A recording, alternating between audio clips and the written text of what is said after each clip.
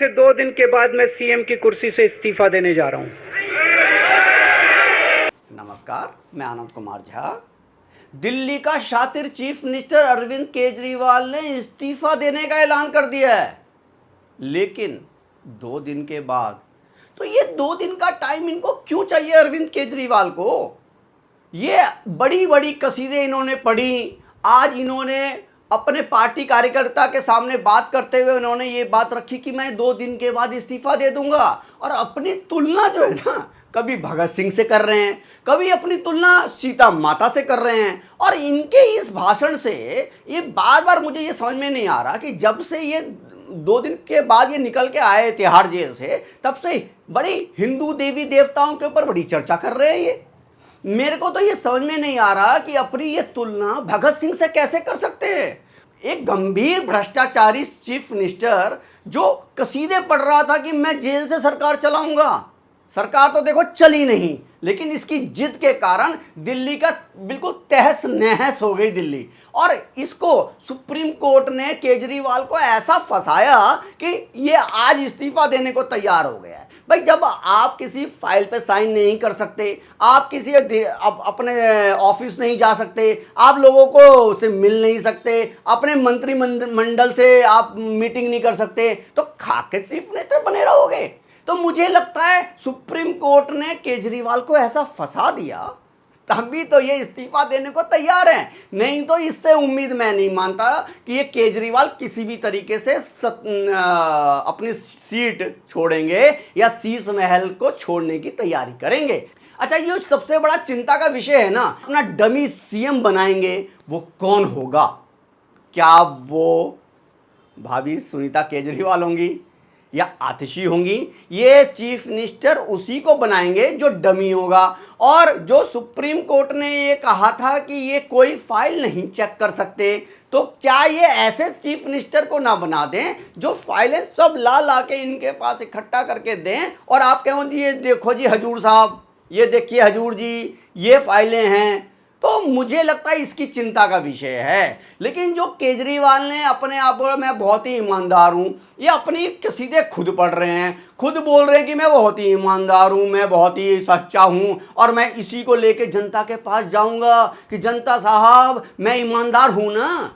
जनता ने 2024 के इलेक्शन में ही आपको बेनकाब कर दिया। आप कह के मैं अगर आप वोट दोगे तो मैं जेल से बाहर आ जाऊँगा, लेकिन क्या हुआ? 0 सीटें आई, तो जनता ने आपको बोला आप जेल के अंदर ही रहो। और जिस तरीके से दिल्ली का बुरा हाल है, चाहे वो रोड हो और चाहे वो गटर का पानी लोग पी रहे हैं। भाई, दिल्ली में लोग मेरे को बताते हैं कि मेरे घर पे गटर का पानी आता है, जो नल में जो पानी आता है उसमें बदबू आती है। इस तरीके से बुरा हाल कर दिया आपने। कह रहे मैंने हॉस्पिटल बनाए, एक दिल्ली में नया हॉस्पिटल बन के तैयार नहीं हुआ ये 10 साल के कार्यकाल में केजरीवाल के। लेकिन ये कसीदे पढ़ने में और मनीष सिसोदिया की कसीदे पढ़ने में इसने कोई भी कमी नहीं रखी। अच्छा, केजरीवाल कह रहे हैं कि मनीष सिसोदिया भी चीफ मिनिस्टर नहीं बनेंगे, तो भाई सुप्रीम कोर्ट ने ही बोला हुआ है ना कि इनको कोई पद नहीं दिया जा सकता। तो ये लोगों को गुमराह करना और लोगों को बेईमानी करना, तभी तो मैं आपको बार बार कह रहा हूं ये दुनिया का सबसे बड़ा नटवर लाल है भाई। नहीं तो इसने सिर्फ इमोशनल कार्ड खेल रहा है। और आज अपने भाषण में कह रहे हैं कि अब मैं चाहता हूं कि नवंबर में ही चुनाव करा दिए जाएं महाराष्ट्र के साथ।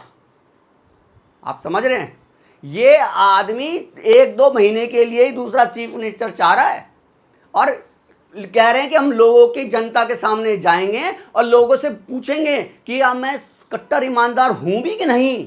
मेरी सलाह तो केजरीवाल से यही है कि गलती से भी लोगों के सामने पहुंच मत जाना, लोगों से मिलना मत, नहीं तो जूतों से स्वागत किया जाएगा आपका। आपने लोगों को, दिल्ली के लोगों को ठगा है। 5 साल 10 साल से आप सिर्फ इमोशनल कार्ड खेल खेल के लोगों को गुमराह करके और झूठे वादे करके आप अपनी सत्ता बचाए रखी। लेकिन मैं ताली बजाना चाहूंगा एक बार सुप्रीम कोर्ट के लिए कि सुप्रीम कोर्ट ने आपको ऐसा फंसाया कि इस्तीफा देना ही पड़ा। जो कसीदे पढ़ रहे थे कि मैं इस्तीफा नहीं दूंगा, मैं इस्तीफा नहीं दूंगा, लेकिन सुप्रीम कोर्ट की तारीफ करनी पड़ेगी कि अपने आदेश में जो आपको इतने गंभीर चार्जेस लगाने के बाद जो आपके ऊपर जो जिस तरह का प्रतिबंध लगाया गया और आप अपने ऑफिस तक नहीं जा पाओगे, तो मुझे लगता है कोई चारा ही नहीं बचा केजरीवाल के पास कि वो इस्तीफा ना दें।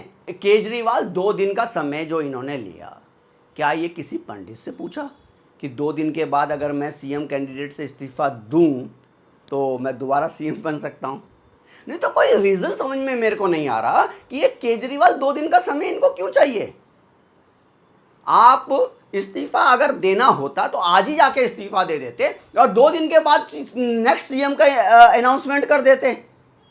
तो मुझे लगता है जो भी सीएम को ये बनाएंगे उससे पूरी डीलिंग करके रखेंगे कि सारी फाइलें मेरे पास लेके आना और मैं ही चेक करूंगा। और आपको क्या कहना है इस केजरीवाल के बारे में जो ये इस्तीफा देने को तैयार हो गए हैं? 2 दिन के बाद ये इस्तीफा देंगे। क्या ये खुद ही फंस गए हैं? क्या सुप्रीम कोर्ट ने इनको फंसा दिया है? क्या सुप्रीम कोर्ट ने ऐसा जो इनके ऊपर प्रतिबंध लगाया और इसका इनके पास कोई जवाब नहीं था? तो आप लोगों को क्या लगता है कि केजरीवाल वाकई क्या भ्रष्टाचारी हैं या नहीं है? आप लोगों को क्या लगता है? प्लीज कमेंट करके बताइए। और ये भी बताइए कि केजरीवाल के बारे में आप लोगों की क्या राय है। क्या ये अगली बार 2025 में फिर से सीएम बन पाएंगे या नहीं बन पाएंगे? जनता की अदालत में ये पास हैं या फेल हैं? प्लीज कमेंट करके बताइए।